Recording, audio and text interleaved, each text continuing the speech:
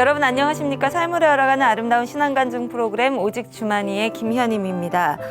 우리 세상의 일은 한 4가지 정도로 구분해 볼 수가 있죠. 먼저 정말 긴급하고 또 중요하기도 한 일, 그리고 긴급하기는 하지만 긴급하진 않지만 역시나 참 중요한 일, 그리고 세 번째는 눈앞에는 참 다급해 보인다 이렇게 느껴지지만 사실은 크게 중요하지 않은 일, 마지막으로는 급하지도 또 중요하지도 않은 일, 이렇게 4가지로 한번 나눠볼 수가 있습니다. 생각을 해보면 우리가 많은 시간을 참 급하지도 또 중요하지도 않은 일에 쏟고 있지는 않은가라는 생각을 해보게 되는데요. 주님께서 우리에게 주신 이 귀한 시간을 오직 주님의 뜻에 따라서 차근차근 또 열심히 살아가는 우리가 되어야겠습니다. 주님 앞에서 정말 열심히 또 성실하게 삶을 살아가는 우리 이웃들을 만나보는 시간 오직 주만이, 여러분께 간증자들을 소개해드리기 전에 먼저 이 시간을 또 성실하게 채워주고 계신 분들부터 소개해드리겠습니다. 춘천 한마음교회 성도님들 환영합니다. 어서 오세요.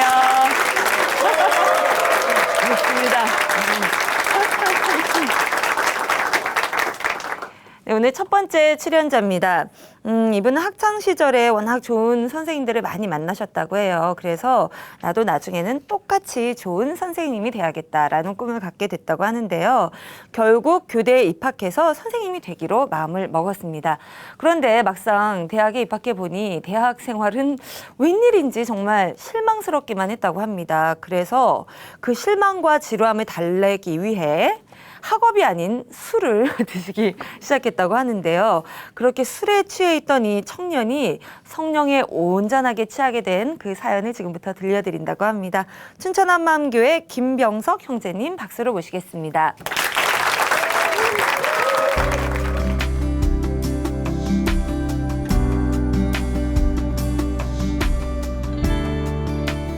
안녕하세요. 춘천 한마음교회 김병석입니다. 저는 젊음을 어디에 투자할지 몰라 술만 먹고 방황했었는데요. 부활하신 예수님을 주인으로 모시고 나서 기쁨으로 많은 사람들에게 복음을 전할 수 있게 해주신 하나님의 은혜를 나누고자 합니다. 저는 초등학교 때부터 다정다감한 선생님들을 많이 만나게 되면서 나도 크면 선생님이 돼야지 다짐했어요. 그래서 교육대학교에 입학하기 위해 열심히 공부했어요. 대학생이 되면 중고등학교와는 차원이 다른 좀 더 새로운 것들을 많이 배우고 즐길 거라는 기대감을 가지고 수능을 준비했습니다. 드디어 제가 원하는 교육대학교에 합격했어요. 너무나 기쁘고 즐거웠습니다. 그 당시에 우리 동네 형들은 머리를 길게 길러서 5대5 가르마에 옛날 영화에서나 볼 수 있는 카우보이들이 신는 뾰족구들을 많이 신고 다녔어요. 그 모습은 너무나 멋있게 보였습니다. 저도 자연스럽게 동네 형들의 그런 모습을 따라하기 시작했어요. 머리는 길게 길러서 5대5 가르마를 하고 신발은 뾰족구들 신고 신입생 오리엔테이션에 갔습니다. 나중에 친구들에게서 들은 얘기인데요. 그때 제 패션이 시대에 뒤떨어진 패션으로 남들이 전혀 공감할 수 없었던 저만의 패션이었다고 하더라고요. 이렇게 저의 대학생활이 시작되었는데요. 대학생활은 제가 기대했던 것과는 너무나 달랐어요. 저는 진취적이고 남자다운 것을 무척 좋아해서 망설임 없이 체육과를 선택했어요. 그런데 피아노를 쳐야 한다는 거예요. 무슨 체육과에서 피아노야. 고등학교 때까지 한 번도 치지 않았던 피아노를 밤새도록 치면서 연습을 해야 했어요. 손가락도 아프고 짜증도 났지만 선생님이 되는 과정이라면 이 정도는 참을 수 있었어요. 저는 고등학교 때 기숙사에서 선배들에게 엄청 맞았거든요. 대학교에는 그런 게 없을 줄 알았는데 대학교도 선배들이 집합시켜서 군기를 잡는 거예요. 또 선배들은 심심할 때마다 우리 동기들을 불러내서 농담 따먹기를 하거나 야단치는 일을 자주 했어요. 아니 무슨 대학교가 이러냐? 학교 생활에 실망하기 시작했어요. 그런데 이것까지는 어떻게든 참을 수 있었는데 어느 날은 정말 보지 말아야 될 것을 보고 말았습니다.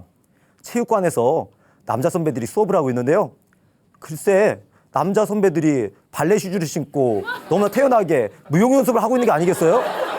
그 모습을 보면서 저게 몇 년의 내 모습인데 나도 발레 슈즈를 신고 다리를 찢어야 되는구나 생각하니 앞이 캄캄해졌어요. 그 모습을 본 이후로는 선생님이고 뭐고 학교 다니기가 싫어졌습니다. 대학 생활은 점점 더 지루하게만 느껴졌어요. 그 지루함을 달래고자 거의 매일 술을 먹었습니다. 밤새도록 친구들과 술을 실컷 마시고 그 다음날 강의실 맨 뒷자리에 앉아 침을 질질 흘리며 엎드려 자는 일들이 여러 번 되풀이되었어요. 하루는 선배 집에서 하늘저 축구 경기를 보며 술을 마시고 있었는데요.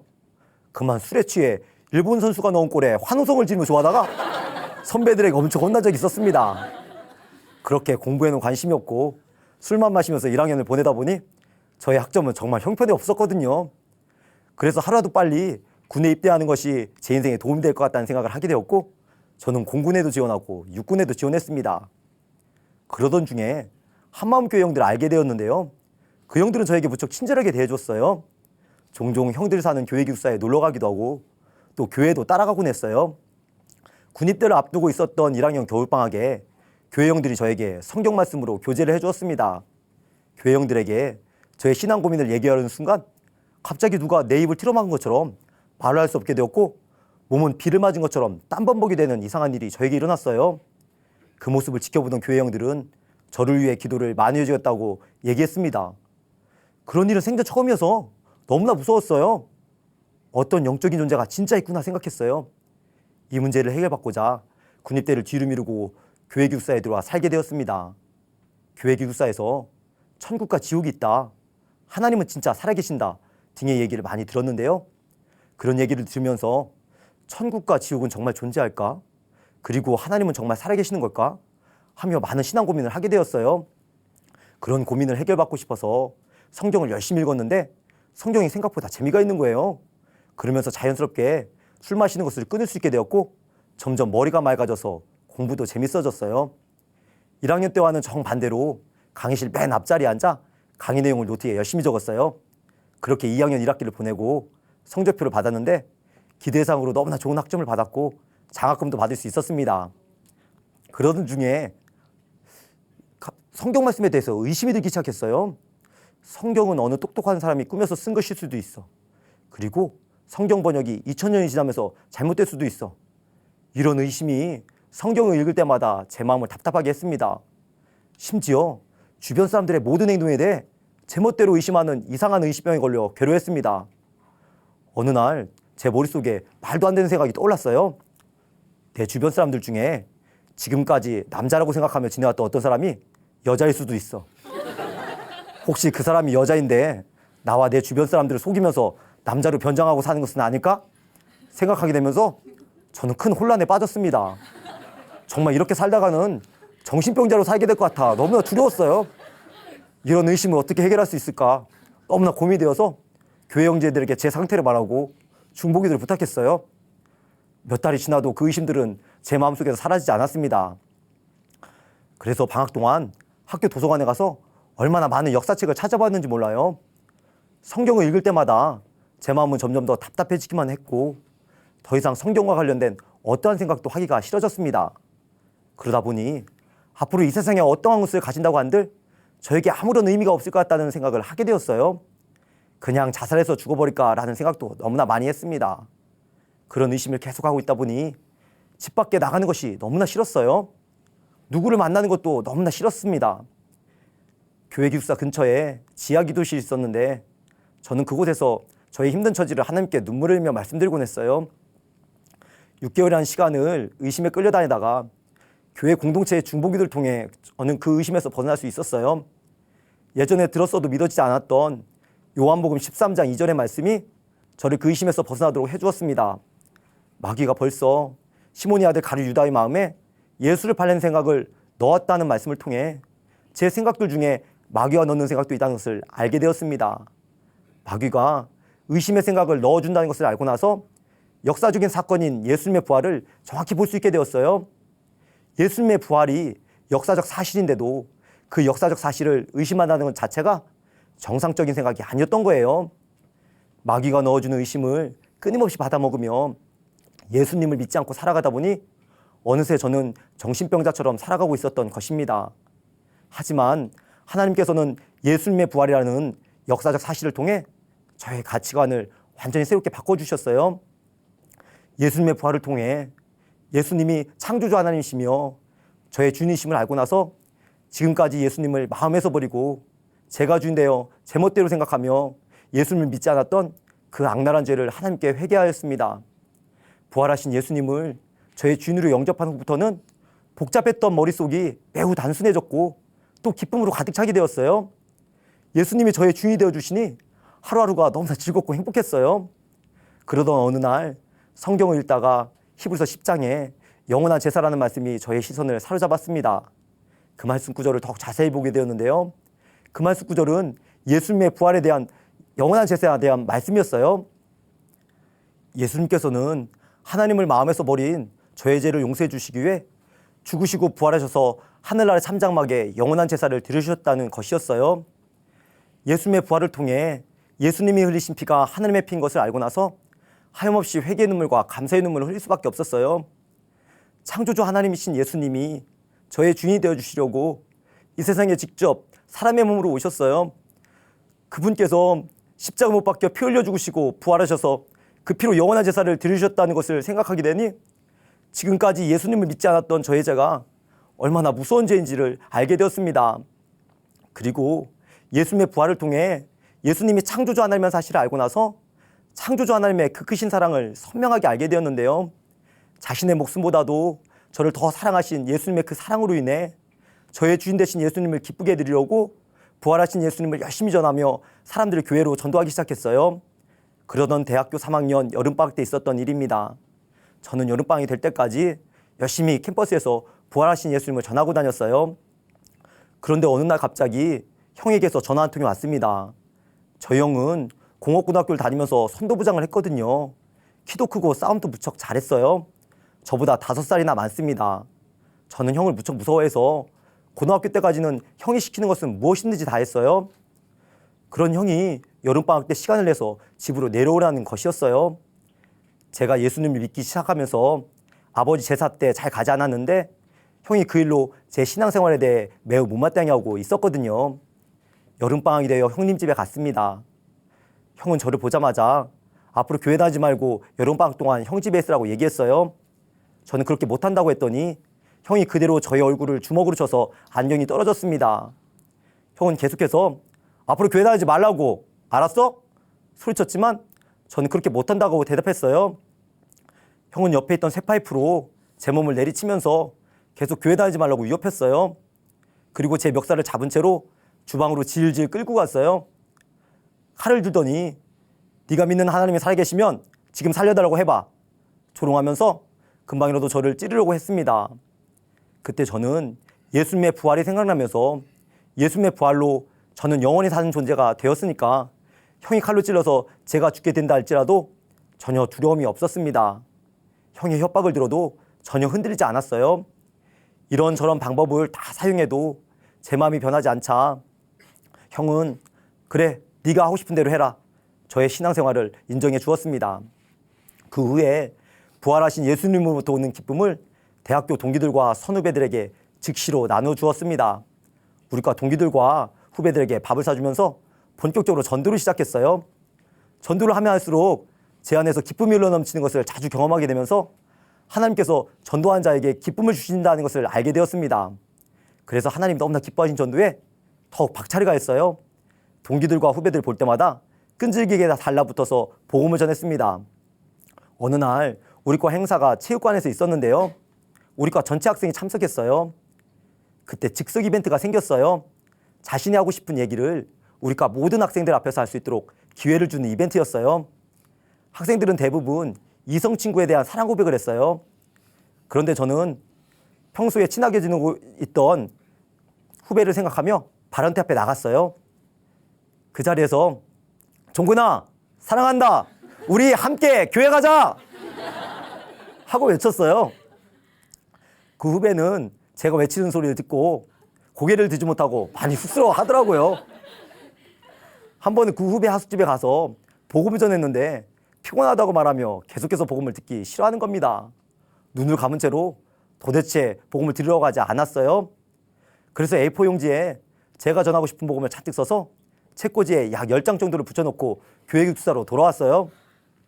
며칠 후에 다시 그 후배 하숙집에 가서 복음을 전했는데요.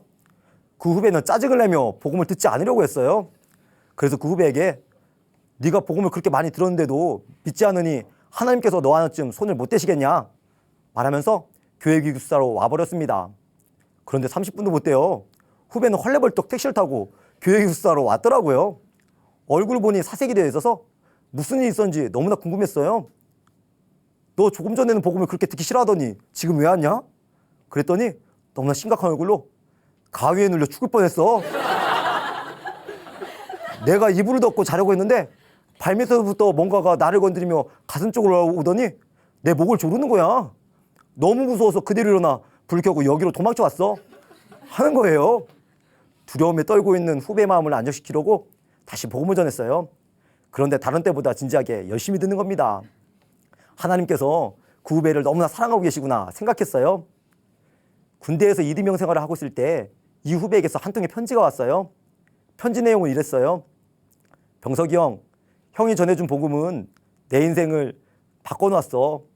예수님이 부활하셨다는 사실을 통해 나는 이 세상 무엇보다도 귀한 하나님의 크신 사랑을 알게 되었어. 이 은혜를 형한테 어떻게 갚아야 할지 모르겠어. 형 정말 고마워. 하트 모양까지 그려가며 감격으로 가득 찬 편지를 보냈더라고요. 그 편지를 읽고 나서 얼마나 큰 보람과 기쁨을 느꼈는지 모릅니다. 후배는 부활하신 예수님을 영접하고 우리 교회에서 주일학교 교사로 열심히 봉사하고 있습니다. 저는 경기도 양평군에서 군생활을 했는데요. 하나님께서는 저를 대대군종명으로 사용해 주셨어요. 그때 제 나이가 다른 부대원들보다 3, 4살 정도 많았어요. 그래서 같은 여단에 속한 많은 군종민들이 저를 친한 형으로 생각하면서 자신들의 신앙 고민을 저에게 솔직하게 얘기하는 경우가 많았습니다. 예수님의 부활로서 인생의 모든 문제가 해결될 수 있다는 것을 기쁘게 얘기해 주었어요. 여러 명의 군주병들이 예수님의 부활을 통해 하나님의 살아계심을 확증할 수 있게 되었고 회개하고 예수님을 마음의 주인으로 모셨습니다. 군대에서는 휴가가 어떤 것보다 소중합니다. 그런데 저에게서 복음을 들었던 5명의 군주병들이 자기들에게 주어진 5일의 휴가 중에서 이틀을 우리 교회에서 지내고 싶다고 하는 거예요. 그때 5명의 군주병들과 함께 군복 차림으로 새벽 예배에 참석했던 그 모습을 저는 잊지 못해요. 우리 교회를 방문한 군주분들은 이틀 동안 교회 지체들과 함께 성경 말씀으로 교제도 하고 또 맛있는 춘천 닭갈비도 먹으면서 너무나 즐거운 시간을 보냈거든요. 군주분들은 그 시간이 얼마나 좋았는지 제가 없는데도 다음 휴가 때 군종 목사님 모시고 우리 교회를 또 방문했습니다. 군대에서 2년 2개월이라는 시간을 복음을 전하며 너무나 기쁘고 행복하게 지내다가 제대를 하고 양구로 발령을 받게 되었어요. 어느 날 새벽기도 시간에 인제군에서 직장 생활을 하고 있는 친구가 생각나는 거예요. 교회 형님과 함께 그 친구를 찾아가서 복음을 전했습니다. 그런데 친구는 미꾸라지처럼 뺀질뺀질거리고 오히려 옆에 있던 친구의 아내가 복음을 듣고 예수님을 주인으로 영접한 거예요. 친구는 종손이라서 그런지 예수님 믿는 것을 거부하며 교회 다니는 것을 좋아하지 않았어요. 친구의 아내는 몇 달 동안 남편의 핍박을 받으면서도 자기가 직접 긴 시간 운전을 하면서까지 어린 자녀들과 함께 교회에 출석했습니다. 그리고 몇 달 후에는 친구도 부활하신 예수님을 주인으로 영접하고 오직 주를 위해 사는 자로 변화되었어요. 1년에 10번 이상의 제사를 지내며 힘겹게 살아오던 친구는 지금 귀신에게 제사를 지내지 않습니다. 부활의 능력으로 친구와 그의 아내는 자기 집에 있는 모든 제사를 없애버렸고 친구의 어머니께서도 복음을 듣고 예수님을 주인으로 영접한 후에 우리 교회에서 기쁘게 신앙생활을 하고 계십니다. 저는 초등학교 교사로 근무하며 계속해서 부활하신 예수님을 전하고 있습니다. 춘천에서 5학년 담임을 하고 있을 때인데요. 우리 반 한 학생이 저에게 메일을 보내왔더라고요. 선생님, 저 요즘 자살하고 싶은 생각이 계속해서 들어요. 깜짝 놀랐어요. 그 내용을 보는데 그 학생이 평소에 저에게 한 말이 생각나는 거예요. 선생님, 저는 게임을 열심히 해서 프로게이머가 되고 싶어요. 저는 그 학생이 게임 중독으로 인해 자살 충동을 느끼고 있는 것이라 생각하고 그 다음날 조심스럽게 얘기했어요. 선생님이 너가 보낸 메일을 보았거든. 그런데 내 마음이 많이 힘든 것 같더라. 선생님도 너처럼 자살하고 싶었던 적이 있었어. 그런데 선생님은 부활하신 예수님을 마음의 주인으로 모시고 나서 너무나 기쁘고 행복하게 살게 되었어. 너도 부활하신 예수님을 믿고 선생님과 함께 교회 다니지 않을래? 그 학생은 저에게서 복음을 듣고 예수님을 주인으로 영접했어요. 그리고 주일학교에 열심히 나오게 되면서 점점 밝은 얼굴로 변하고 행복한 학교 생활을 하게 되었습니다. 저는 젊음을 어디에 투자할지 몰라 술만 먹고 방황하던 자였습니다. 그런 제가 예수님의 부활로 영원한 나라에 투자한 자가 되었습니다. 앞으로도 예수님께서 보여주신 부활의 능력으로 많은 학생들과 젊은이들을 예수님께로 인도하는 기쁨의 삶을 살겠습니다. 감사합니다.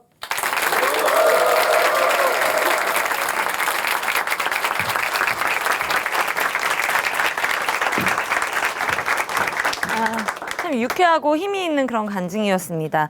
누군가로부터 받은 이 복음을 혼자 그냥 꿀꺽 하는 게 아니라 온 힘을 다해서 다시 다른 사람들에게 전하고 있는 그 모습, 우리 병석 형제님 함께 박수로 응원해 드릴까요?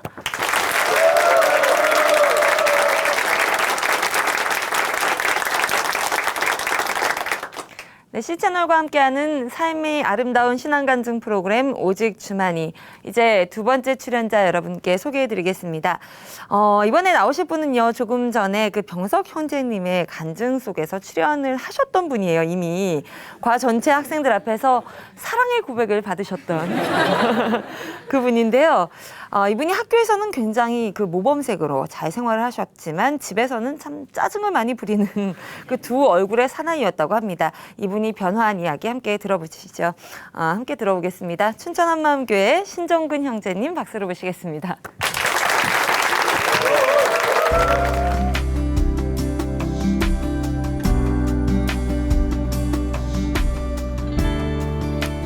안녕하세요.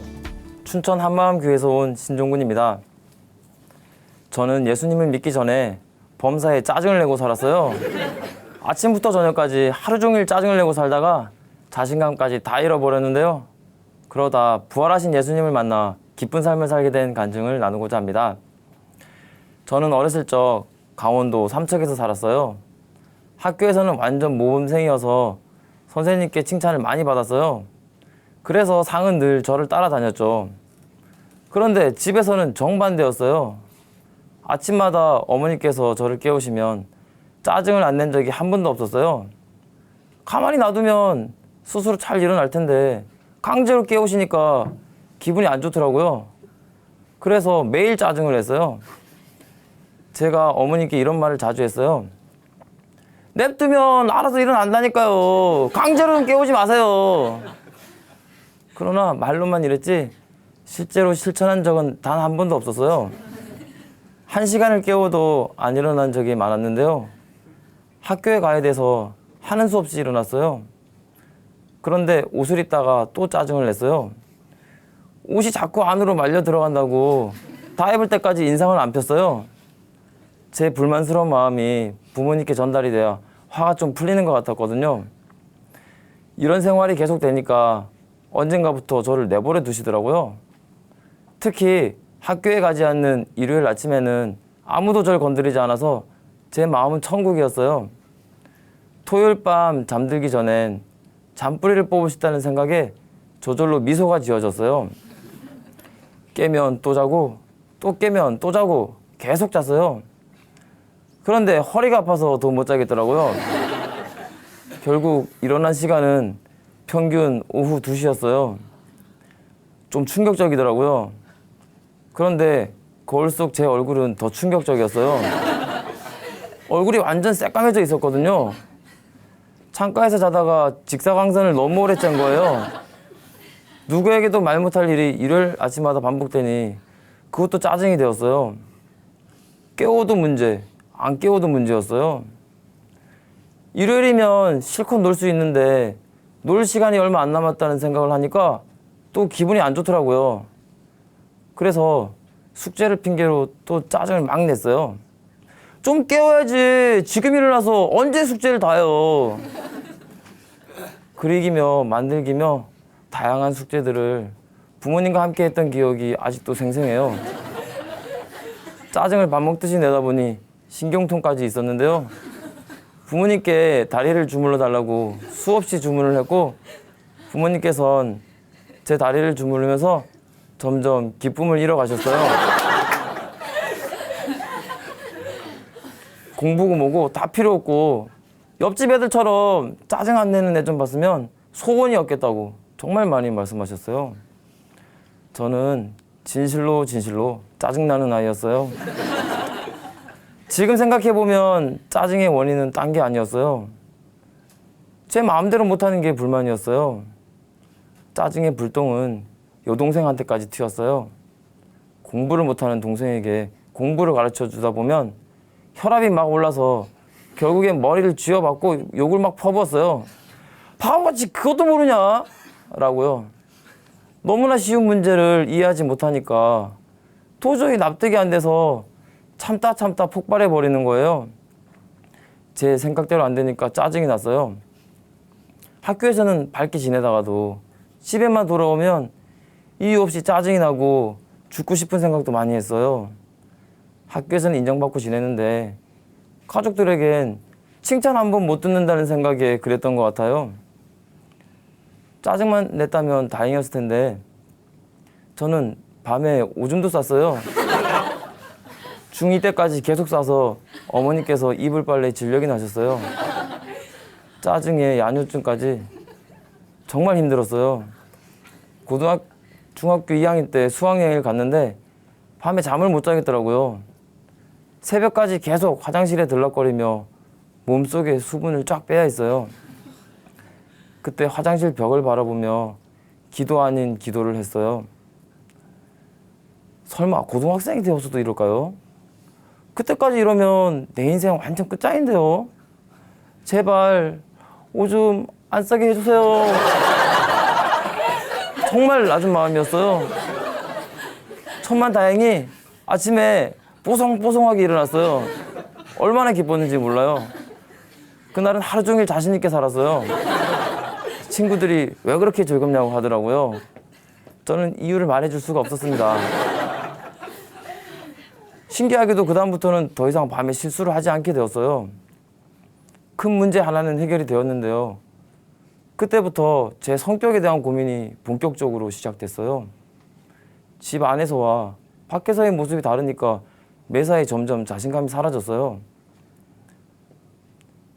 내가 남보다 잘할 수 있는 게 짜증밖에 없다는 생각이 들었어요. 비교 열등의식이 점점 머릿속을 채워갔습니다. 어느덧 대학생이 되었는데요. 대학 생활이 어땠을지 궁금하시죠? 갈수록 태산이었어요.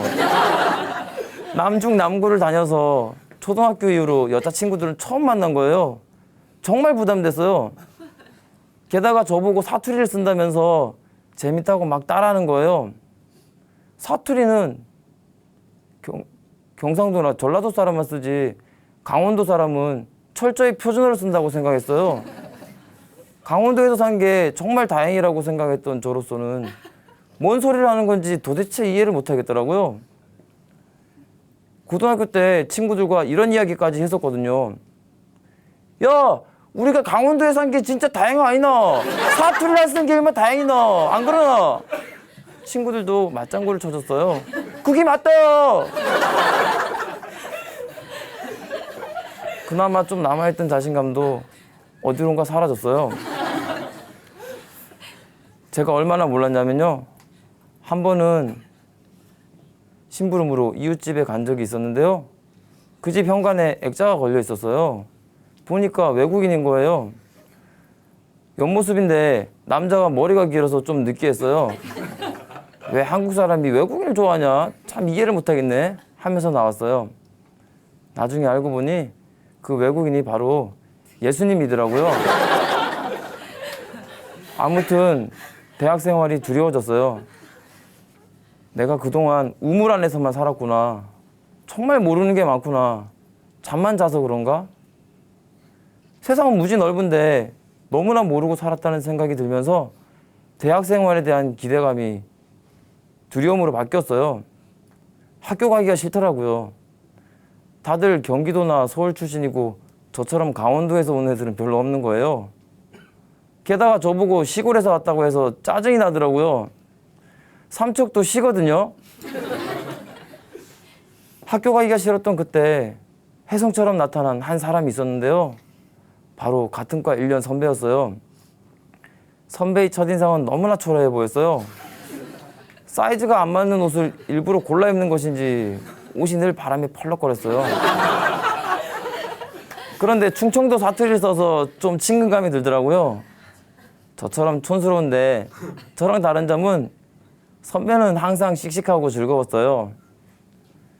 주변 사람들이 선배를 보면 잘 웃었는데요. 선배가 매일 예수님 얘기를 하고 다녔기 때문이에요. 예수님을 믿으면 저렇게 기쁘고 자신감 있게 살 수 있겠구나. 그 생각이 들어서 열심히 선배를 만났습니다. 그렇게 한 달, 두 달 시간이 지나갔어요. 그런데 아무리 믿으려고 해도 믿음이 안 생겼어요. 예수님이 진짜 실존 인물인가? 성경 말씀을 지어낸 건 아닐까? 이 생각에서 빠져나올 수가 없었어요. 그러나 선배는 거머리처럼 정말 끈질겼어요. 한 번은 제 하숙집에서 레포트를 좀 쓰겠다고 하더니 아예 돌아가질 않는 거예요. 밤이 늦어 저는 먼저 잠이 들었고 아침에 깨워보니 책상이 무엇인가로 하얗게 덮여있더라고요. 가까이 가보니 A4 종이 여러 장을 테이프로 이어붙여서 책상보다 더 크게 만들어 놓았더라고요. 거기엔 성경 말씀과 함께 편지가 써 있었어요. 하나님이 세상을 이처럼 사랑하사 독생자를 주셨으니 이는 저를 믿는 자마다 멸망치 않고 영생을 얻게 하려 하심이니라. 사랑하는 나의 후배 종구나 예수님을 믿고 함께 천국에 가자. 이렇게 써 있었어요. 선배가 해야 할 레포트도 미루고 밤늦게까지 이걸 만든 거예요. 저는 아침이 되어서야 그걸 보게 되었고 눈물이 핑 돌았어요. 제 평생에 가장 감동적인 편지였어요. 한 번은 또 어느 토요일이었는데요. 선배가 다음날 주일 예배 함께 가자고 하더라고요. 안 가겠다고 끝까지 고집을 피웠더니 결국 한마디 하더라고요. 전능하신 하나님이 너 하나 정도 못 움직이겠냐? 전 이해할 수 없었어요. 제 의지가 확고했으니까요. 선배가 어디 말씀 좀 보라며 제 머리맡에 성경책을 놔두고 갔지만 저는 그냥 자버렸어요. 선배가 가고 나서 난생 처음 이상한 경험을 하게 됐는데요. 잠을 자는데 방 안에 뭔가 들어와 있다는 느낌이 들었어요. 그리고 곧바로 발부터 목까지 꽉 누르는데 그 힘이 장난이 아니었어요. 말로만 듣던 가해 눌림을 처음 당한 거예요. 겨우 풀려난 저는 너무나 무서워서 옆방 사람들을 깨우려고 문을 막 두드렸지만 주말이라 아무도 없었어요. 밤이 늦었기 때문에 다시 잠을 잘 수밖에 없었어요. 그런데 또 가위에 눌렸어요. 저는 방에서 맨발로 뛰쳐나왔어요. 목적지는 다름 아닌 선배가 살던 교회 기숙사였어요. 기숙사에 도착하니 선배가 놀란 얼굴로 저를 보더라고요. 선배의 말대로 된 거예요. 이 일을 통해 하나님을 찾고자 하는 마음이 조금씩 생기게 되었어요. 군대 제대 후 다시 돌아온 대학에서 저를 기다리고 있던 사람은 선배가 아니라 한마음교회 후배들이었어요. 선배는 군대에 가서 없었고 대신 많은 후배들이 열렬히 환영해 주었어요. 종군이를 꼭 붙잡고 교회 가라고 선배가 후배들에게 부탁을 해 놓았더라고요. 또 한 번 감동을 받았어요. 그렇게 다시 마음을 먹고 교회 다니지 몇 주 후에 부활절이 되었어요. 그날따라 예수님께서 부활하셨다는 말씀에 집중이 잘 되었어요. 그런데 생각할수록 믿기지 않는 얘기였어요.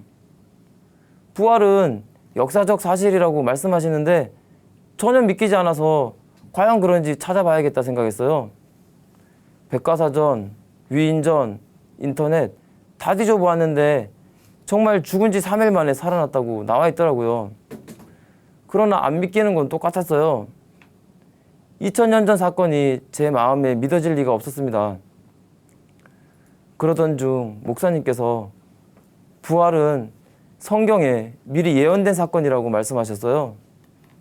성경대로 죽으시고 성경대로 다시 살아났다고 고린도전서의 말씀을 찾아주셨어요. 그 말씀을 보는 순간 어떻게 믿어야 하는 건지 선명히 알겠더라고요. 바로 성경대로였어요. 하나님의 방법이 바로 이것이었구나. 큰 확신이 들었어요. 미리 예언해 놓으셨구나. 어떻게 사람이 죽었다가 살아날 수 있지 생각했는데 성경대로 살아난 거예요. 누가 묻기를 죽은 자들이 어떻게 다시 살며? 라는 말씀이 보였어요. 저처럼 의심하는 자에게 하나님은 똑똑히 알라고 말씀하셨어요. 이 썩을 것이 불갑을 썩지 아니할 것을 입겠고 이 죽을 것이 죽지 아니함을 입으리로다. 예수님의 제자들도 부활하신 후에야 믿은 거예요. 제자들이 많은 시간을 예수님과 함께 했음에도 불구하고 십자가 앞에서 다 도망갔잖아요. 그런데 부활하신 후에야 예수님을 믿은 거예요. 성경대로가 얼마나 중요한 말씀인지 알게 됐어요. 부활이 정말 믿어지니까 너무나 기뻤어요. 말씀이 다 믿어지고 이 세상이 한눈에 보이더라고요. 와, 이걸 어떻게 표현할까? 진짜 영원한 세상이 있구나. 와, 이걸 어떻게 표현할까 하며 매일매일 감탄사만 연발했어요. 그러다 요한복음을 봤어요. 그 안에 생명이 있었으니 이 생명은 사람들의 빛이라. 그 안에 생명이 있었으니 생명이 바로 예수님 안에 있다는 걸 알게 됐어요. 그동안 생명도 없이 살았다는 게 충격이었어요. 몸이 살아있으니 당연히 생명이 있는 줄 알았죠. 그런데 진짜 생명은 그런 게 아니었어요. 예수님 안에 있는 영원한 생명을 말하는 것이었어요. 그동안 생명도 없이 이제껏 살았다고 생각하니까 마음이 쿵 내려앉는 것 같았어요. 저는 예수님 자체에 아예 관심도 없었고 제 자신만을 위해 살았으니까요. 하나님은 회개하라고 하셨어요. 그러나 저는 죄 짓는 부족한 모습만 회개했어요. 그래서 회개하고 나서도 늘 마음이 힘들었어요. 그러던 어느 날 예배 중에 말씀을 듣다가 너무나 기뻐서 주먹을 힘껏 쥐게 된 일이 있었어요. 내가 왜 사는지, 무엇을 위해 사는지 답을 찾게 된 거예요. 내가 사는 이유는 오직 주를 위해서였어요. 이를 위해 예수님께서 죽으시고 다시 살아나셨다는 말씀을 보는 순간 모든 것이 제자리를 찾는 느낌이었어요. 그동안 내키는 대로 짜증내고 막 살았는데 그런 나를 위해 예수님은 죽으시고 부활하여 모든 것을 다 이루어 놓으셨더라고요. 그러나 여전히 예수님을 믿지 않는 악랄한 중심을 보게 됐어요. 저는 예수님을 믿지 않았던 저를 회개하고 예수님을 마음의 주인으로 믿게 되었습니다. 다 이루어 놓으신 것을 부활하신 예수님을 통해 확실히 믿게 되니까 너무나 기쁘고 감사했어요. 마음에 기쁨이 많이 얼굴이 달라졌어요. 그전에는 무지막지한 인상파의 짜증남이었는데 인상이 바뀌었다 말해주더라고요. 자신감도 생겼고요. 대학생활도 한순간에 설렘으로 바뀌었어요. 믿지 않는 친구들이 안타까워 항상 전도를 하고 다녔는데요. 어느새 저도 선배와 똑같은 사람이 되어 있더라고요. 제가 짜증을 내지 않으니까 가족들도 너무나 놀라워했어요. 그런 저를 보고 가족들도 예수님을 믿게 되었습니다. 저는 초등학교에서 아이들을 가르치고 있는데요. 요즘 많은 아이들이 툭하면 짜증을 내요. 누구보다도 짜증을 많이 냈던 저는 짜증 상담이 전문이 되었어요. 스트레스로 인해 탈모 증세가 있었던 아이, 자살하려던 아이, 왕따 당하던 아이, 그들과 함께 이야기하며 하나님께서는 모든 문제를 잘 해결해 주셨어요. 복음을 통해 한 명도 해결받지 못한 아이가 없었어요.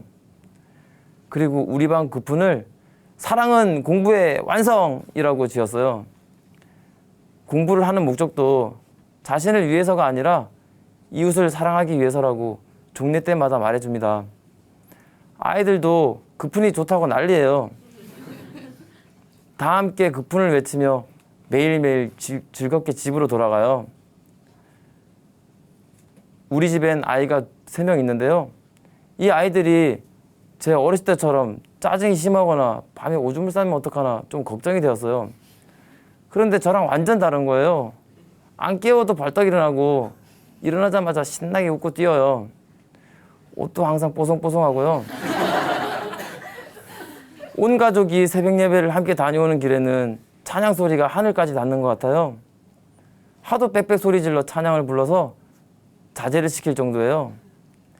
예수님께서 우리 가정의 주인이 되시니까 항상 기쁨이 넘쳐납니다. 예수님께서는 우리의 주인이 되시려고 죽으시고 부활하셨습니다. 예수님을 마음의 주인으로 모시니까 항상 기뻐할 수 있게 되었어요. 모든 짜증과 불평을 기쁨과 감사로 바꿔주신 하나님께 영광을 돌려드립니다. 감사합니다.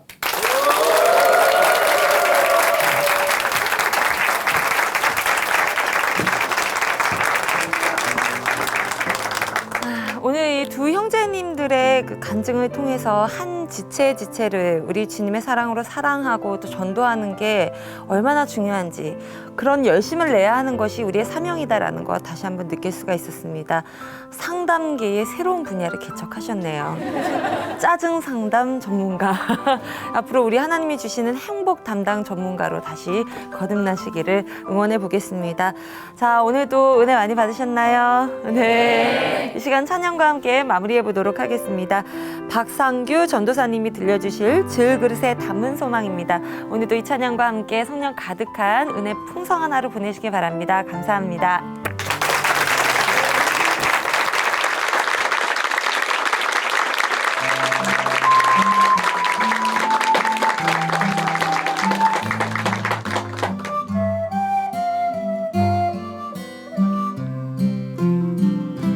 사람이 보기에는 어떠하든지 그리 화려하진 않아도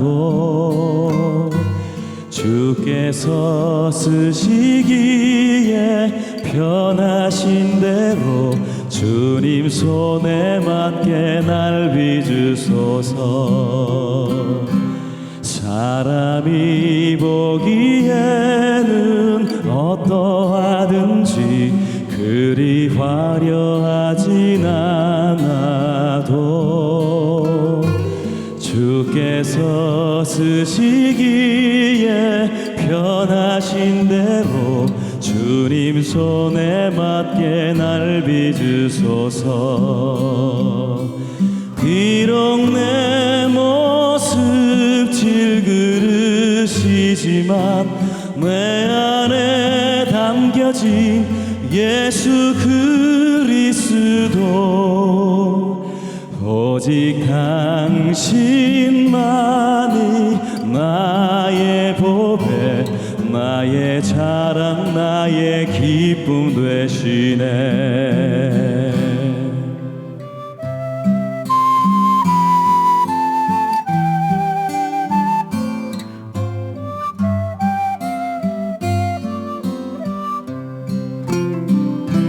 사람이 보기에는 어떠하든지 그리 화려하진 않아도 주께서 쓰시기에 편하신 대로 주님 손에 맞게 날 빚으소서. 비록 내 모습 질그릇이지만 내 안에 담겨진 예수 그리스도, 오직 당신만이 나의 보배, 나의 자랑, 나의 기쁨 되시네. 비록 내 모습 질그릇이지만 내 안에 담겨진 예수 그리스도, 오직 당신만이 나의 보배, 나의 자랑, 나의 기쁨 되시네. 나의 자랑, 나의 기쁨 되시네.